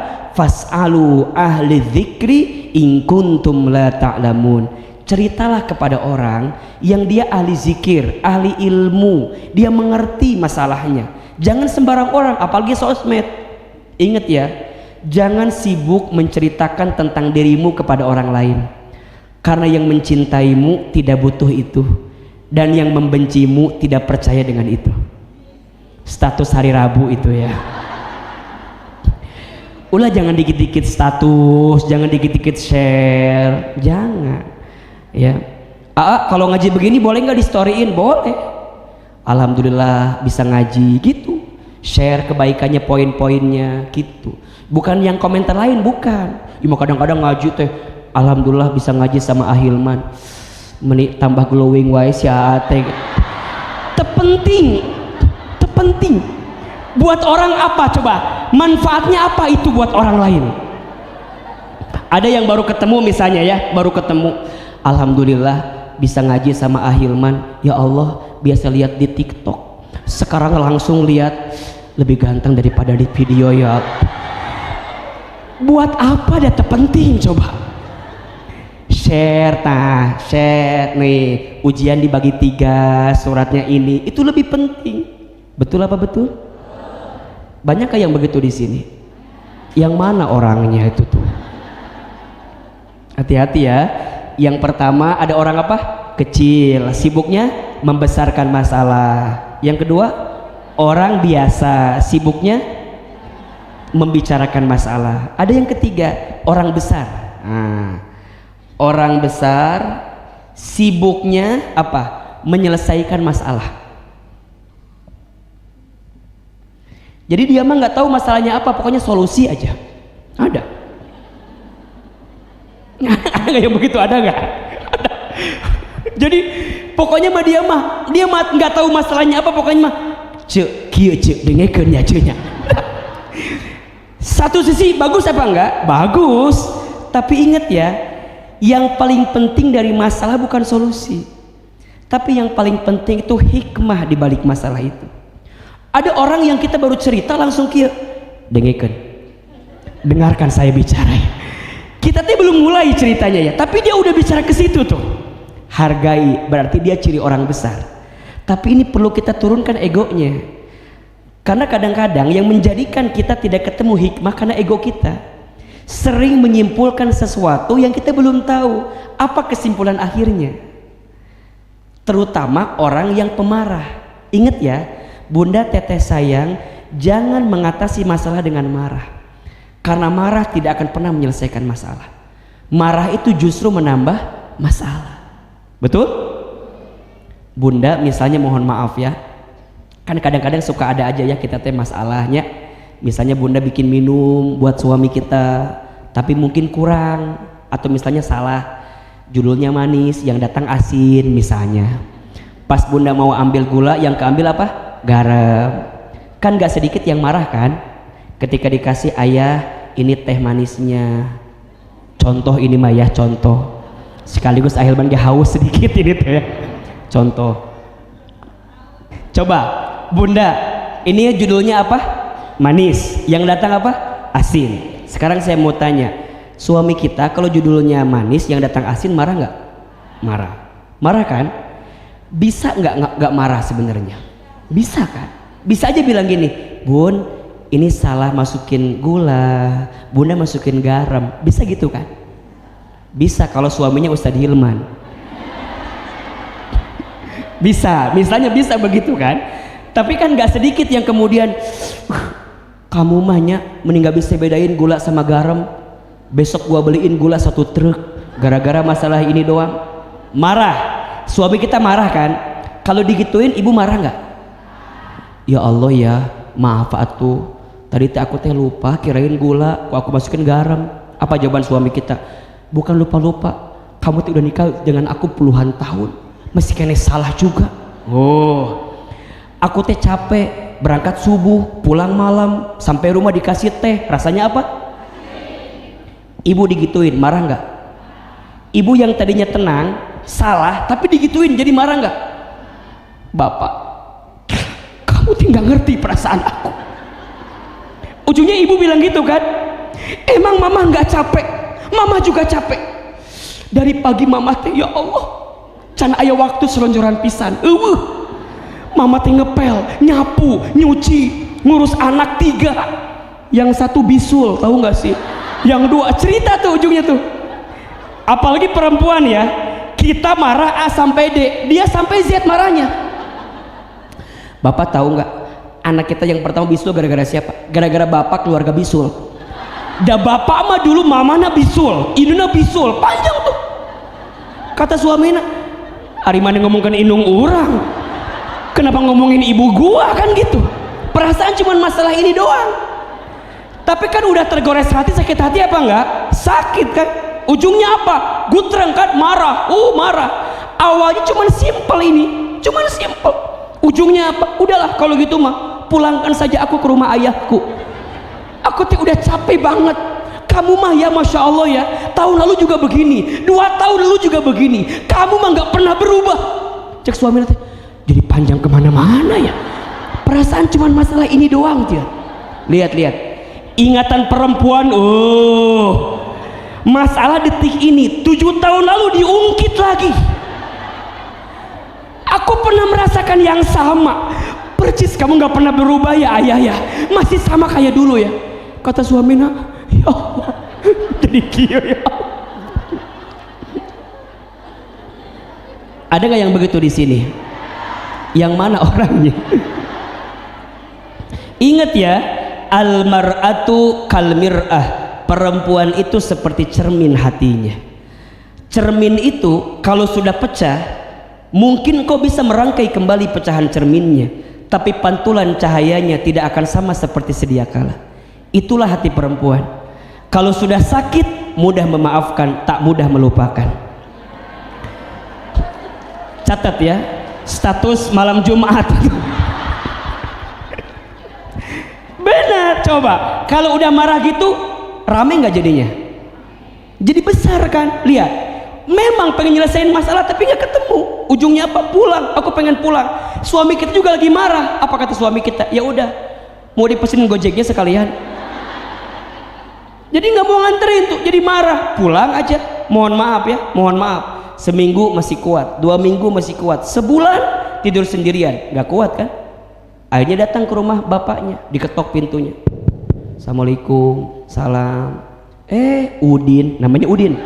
Jadi suaminya namanya Udin, ini namanya. Ditanya. Iya, Udin, iya Pak, nanya. Lilis ada, nama istrinya Lilis namanya ya. Panggil lah, Lis, iya, nih ada suami kamu nih, Udin. Datanglah, dia cerita sama Lilis, Lis, maafin ya, abang tuh kemarin kemasukan setan. Kata Lilis, ya lu setannya. Lihat marah nih, maafin ya, udah kita pulang aja sekarang Maya, mulai lagi dari nol gitu.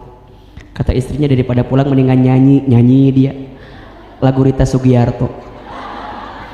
Tajam-tajam kata-katamu, seram-seram perbuatanmu, kau terus sakiti aku gitu ya. Ada gelagapnya. marah, ujungnya gutreng marah. Mohon maaf ya, tadi masalahnya kecil nggak? Urusan kecil jadi besar, bahaya. Biasa dibicarakan, bahaya. Orang besar pengen diselesaikan tapi caranya salah, jadi bahaya juga. Jadi tidak semua masalah butuh solusi. Yang dibutuhkan bukan solusi tapi hikmah di balik masalah. Kalau misalnya mohon maaf ya, kita datang udah dari nol lagi tapi nggak berubah, pasti ketemu lagi titiknya. Makanya kalau bunda lagi ada masalah, jangan minta diselesaikan dulu sebelum kita tahu hikmahnya apa di balik masalah itu. Makanya ingat ini, rumah tangga sakinah itu bukan rumah tangga yang tidak ada masalah. Rumah tangga sakinah itu rumah tangga yang jadi dewasa ketika ada masalah, jadi berubah. Dan mohon maaf ya, yang Ahilman rasakan justru rumah tangga tuh nggak ada yang namanya senior junior, nggak ada. Karena makin usia bertambah, masalahnya makin lain-lain, betul nggak? Berarti ilmunya juga kudu makin nambah. Kalau ilmu kita nggak nambah, persoalannya makin nambah.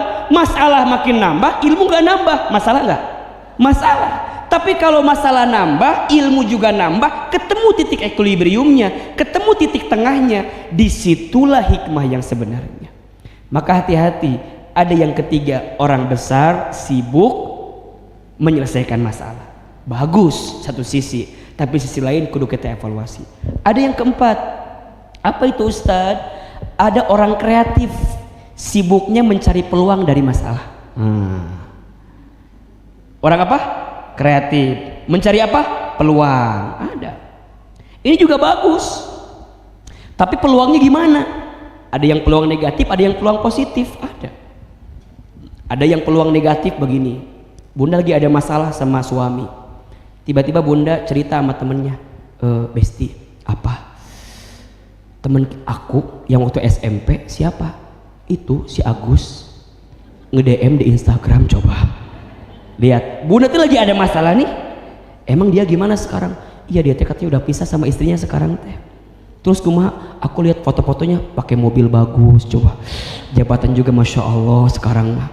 Teman kita kalau baik bilang gini, shh, Cek, kamu tuh lagi ada masalah, tahan. Tapi kalau yang nggak baik, Cek, Bismillah. Itu teh jawaban dari hasil istikharah kamu barangkali selama ini. Itu teh jawaban doa-doa kamu, dan aku mah yakin mungkin ini cara Allah menjawab masalah-masalah kamu. Kreatif tapi peluangnya nggak ketemu. Ada yang begitu apa enggak? Hati-hati. Jadi peluang bisa jadi positif, bisa jadi negatif. Kalau positif, bunda menemukan hikmah di balik persoalan itu. Nah, nanti ada yang kelima, ini yang kita inginkan. Ini poin kita hari ini. Ada orang beriman, apa? Naik derajat dengan masalah. Apa? Ada orang beriman naik derajat dengan masalah. Gimana cara naik derajatnya? Ketika ditimpa masalah, membuat dia semakin dekat dengan Allah. Itulah orang yang disebut masalah menjadi berkah. Gitu. Jadi berkah itu apa Ustadz? Ziyadatul khair, bertambahnya kebaikan. Jadi kalau bunda ingin berkah di balik masalah, jadikan masalah sebagai titik poin agar kita meningkatkan iman kita kepada Allah. Coba dibuka surat Al-A'raf ayat 96. Surat apa? Al-A'raf ayat berapa? 96. Surat ke-7 ayat 96. Ini rumus kalau bunda ingin hidupnya berkah. Termasuk kalau bunda ingin mengubah masalah jadi berkah. Gimana caranya AA? Lihat Al-A'raf ayat 96. A'udzubillahi minasyaitonirrajim. Bismillahirrahmanirrahim. Walau anna ahlal qura, dan sekiranya penduduk negeri itu, atau dan sekiranya keluarga itu, atau dan sekiranya orang-orang itu apa? Amanu, dia beriman, wattaqau, dan dia bertakwa. Lihat poinnya. Dan sekiranya kamu beriman dan bertakwa, la fatahna alaihim barakat, maka pasti Allah subhanahu wa ta'ala akan melimpahkan kepada mereka apa? Barakat, keberkahan. keberkahan. Dari mana? Minas samai wal ard, dari langit dan bumi. Berarti rumusnya, kalau kita ingin hidupnya berkah, tingkatkan imannya, tingkatkan ketakwaannya. Berarti kalau masalah ingin berbuah jadi berkah, dengan masalah harus menjadikan kita meningkat imannya, bertambah takwanya. Ini poinnya. Makanya sering Ahilman sampaikan, siapapun di antara bunda, teteh, sayang yang hari ini sedang punya masalah, jangan sibuk dengan masalahnya, tapi sibuklah mendekat kepada Allahnya. Jadi kalau kita ditimpa persoalan, ditimpa masalah, ditimpa kegelisahan, langsung ambil air wudhu, gelarkan sajadah, sholat 2 rakaat, ambil mushaf Quran, kemudian baca.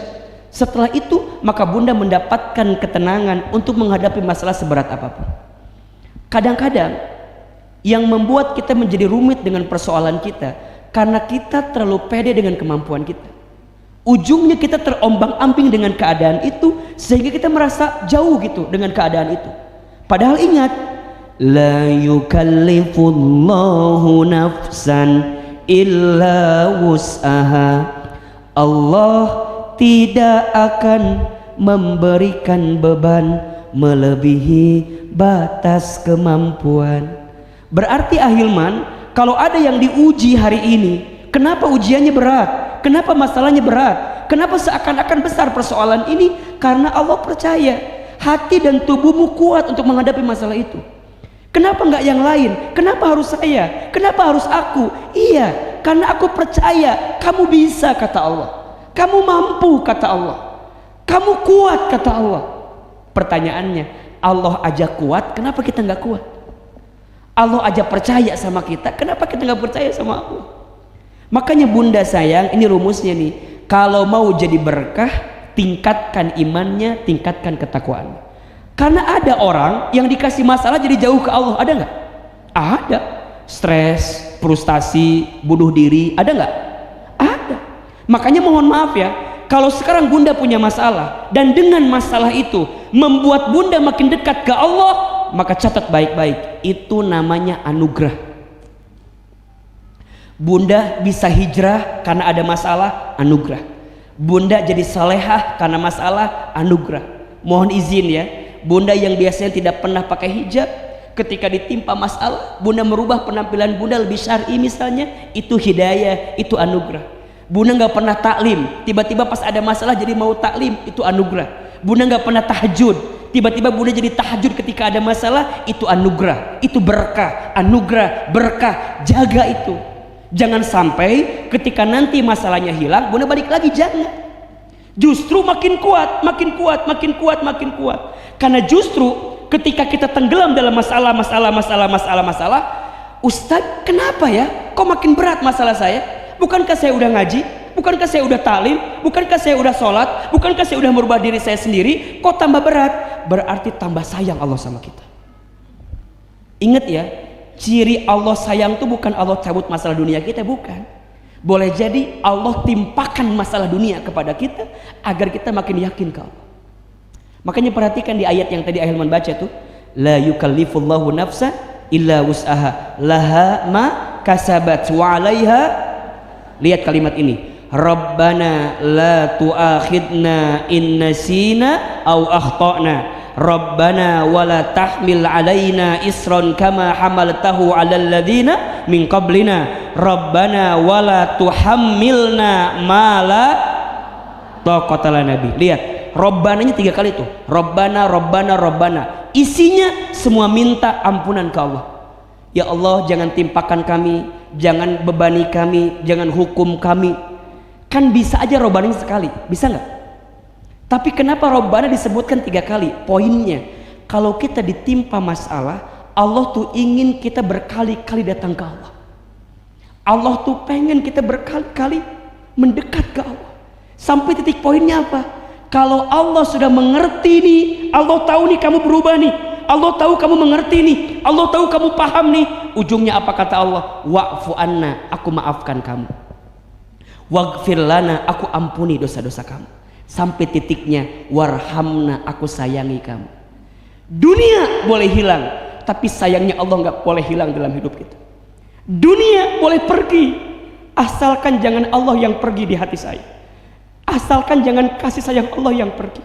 Makanya bunda, ada titik di mana kita ngomong begini, ya Allah, hamba ridha dengan semua ketentuanmu, ambil aja semuanya, tapi jangan engkau ambil kasih sayangmu kepada kami. Maka bunda nih, di antara ciri Allah mencintai hambanya bukan memberikan dunia, tapi Allah menitipkan pesan cinta kepada hamba itu untuk makin cinta dengan Allah subhanahu wa ta'ala. Bisa nangis di sepertiga malam, nikmat bukan? Bisa sujud lebih lama, nikmat bukan? Bisa doa panjang, nikmat tidak? Bisa nangis ketika berdoa, nikmat atau tidak? Bisa taklim bersabar seperti ini, nikmat atau tidak? Mohon izin ya, mungkin ada di antara bunda yang ngerasa bahwa kenapa aku ada di sini sekarang ya? Ada di titik ini, padahal dulu nggak pernah tahu tuh ngaji kayak gimana, taklim gimana, kajian nggak mau. Sekarang Ustaz jadi kecanduan banget ngaji. Satu kali datang ke sini nggak ada pengajian, saking luar biasanya gitu. Ada nih jamaah, mohon izin ya, setiap ahilman ngisi orang itu pasti ada nggak? Dimanapun dikejar, kalau sudah titiknya ketemu nggak titiknya? Di mana? Di situ, di sini, di situ, di sini. Kadang-kadang mikir gini, aku teh kunaonnya meni asa cinta pisan ke ahilman teh, meni asa datang deui ngaji tuh datang lagi. Ingat ya, bukan karena ahilman, tapi bunda dititipkan cintanya oleh siapa? Yang melembutkan hati kita siapa? Makanya kalau ada yang bilang, sekarang jamaahnya ya Masya Allah tambah banyak, bukan hebatnya saya, tapi Allah melembutkan hati bunda. Wasilahnya mungkin oleh kita, tapi tetap berarti bunda yang diinginkan oleh Allah mendapatkan kasih sayang dari masalah yang kita punya. Makanya kalau ada masalah, datang ke taklim. Kalau ada masalah, mendekat ke Allah, karena itu titik di mana bunda bisa mendapatkan keberkahan. Tingkatkan iman, tingkatkan ketakwaan. Nah, apa sikapnya ahilman? Kalau dikasih masalah agar bisa meningkatkan keberkahan, maka nanti bunda ketemu titiknya, namanya 3M. Apa? Sikapnya 3M. Yang pertama menerima, yang kedua menyadari, yang ketiga mendekat. Saya ulangi, kalau dikasih masalah, sikap yang pertama apa? Menerima. Sikap yang kedua menyadari. Sikap yang ketiga mendekat. Coba ulangi, menerima, tangannya begini, menerima. 1, 2, 3. Menerima. Lebih keras suaranya. Menerima. Yang kedua menyadari. Lebih keras. Menyadari. Yang ketiga mendekat. 1, 2, 3. Mendekat. Kalau dikasih masalah, sikap yang pertama apa? Menerima. Yang kedua menyadari. Yang ketiga mendekat. Bagaimana caranya untuk bisa nerima masalah? Gimana caranya untuk sadar dengan masalah? Gimana caranya mendekat kepada Allah dengan masalah kita?